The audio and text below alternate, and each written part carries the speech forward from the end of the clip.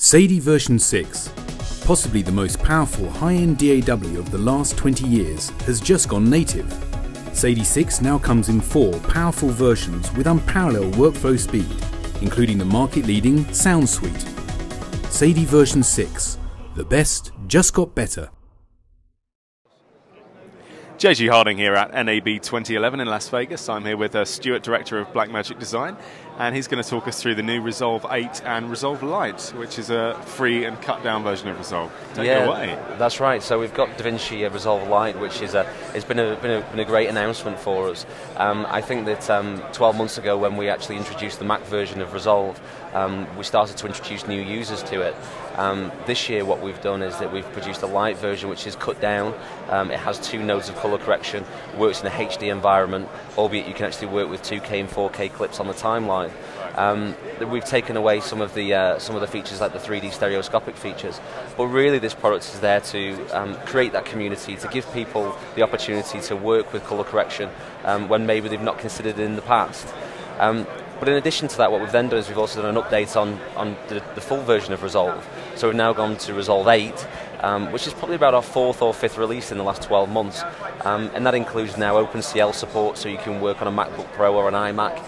It's also got full XML round tripping, which means you can take a full sequencing project from Final Cut and Premiere into Resolve. You can actually adjust the edits in Resolve and then actually send it back again.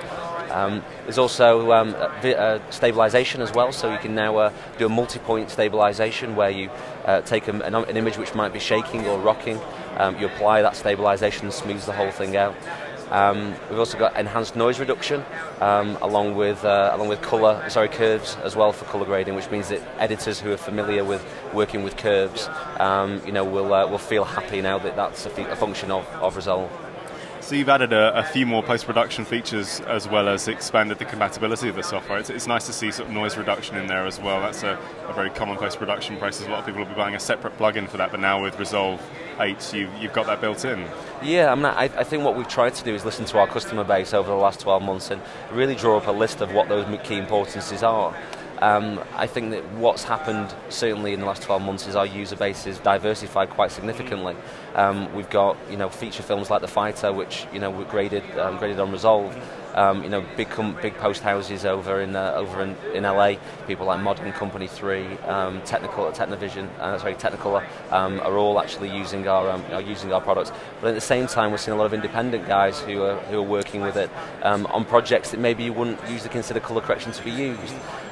So it's important to listen to what our customer base wants, take all of that feedback, and then put it into development and hopefully deliver a product which meets as many of those needs as possible.